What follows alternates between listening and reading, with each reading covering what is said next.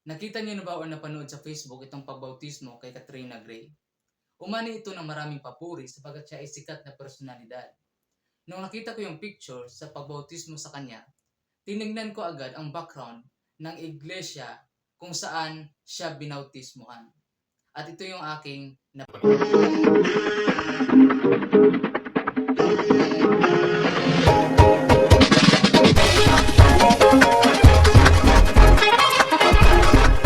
And with that, Favor Conference 2024 comes to an end.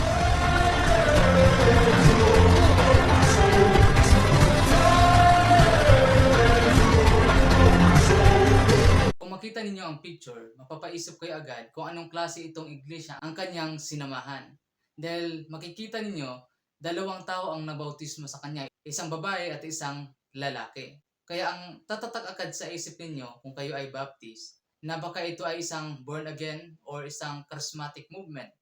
At makikita naman natin sa mga video nila, sa mga pag-perform nila ng kanta, makikita natin na ibang-iba talaga ang kailang practices at pananampalataya.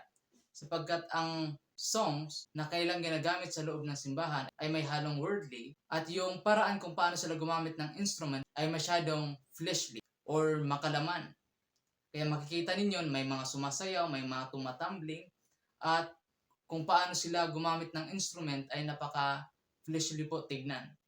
Ginawan ko ito ng video sapagkat gusto kong iparating sa inyo ang sinabi ng Biblia. Subukin niyo ang bawat espiritu or ang mga nangangaral kung sila ba ay nasa Diyos. Sapagkat sa panahon natin ngayon, marami po talagang gumagamit sa pangalan ng Panginoon upang bumuo ng sariling samahan at mangaral ng sariling pananampalataya. Kaya po nagkasanga-sanga ngayong pananampalataya sapagkat may mga taong nangangaral na hindi sumasang-ayon sa Biblia. At ang sabi din po ng Biblia, hindi lahat ng tumatawag sa pangalan ng Panginoon ay maliligtas. Ibig sabihin, may mga gumagamit lamang sa pangalan ng Panginoon, pero ang kailang pananampalataya ay hindi naaayon sa Biblia. Kaya ko po ito ginawa ang video na ito. Hindi para i-bash si Katrina Gray, sapagkat siya naman po ay nakikita natin na isang mabuting babae at isang sikat na personalidad. Ngunit gusto ko lang bigyang diin na hindi porket sikat ang isang nabautismuhan ay sumasang-ayon na agad tayo sa pananampalataya ang kanyang inaniban. Babase pa rin tayo sa katotohanan na itinuturo ng Biblia sapagkat marami akong nakikitang mga Baptist na nag-share or nagpo-post or pumupuri sa pagbautismo sa kanya. Para sa akin, ang una nating titignan sa isang pananampalataya upang masabi natin ito ay ating kapatiran or kasama sa pananampalataya ay titignan ang kailang aral kung sila ba ay nangangaral ng tiyak na kaligtasan. Dahil marami pong nagtuturo na si Kristo ang kaligtasan, pero kung susuriin natin mabuti ang kailang pananampalataya, wala silang katiyakan ng kanilang kaligtasan. Hindi nila nasisiguro na sila ay tiyak na ligtas at nawawala ang kailang kaligtasan mula sa Panginoong Hesukristo na kanila umanong tinanggap.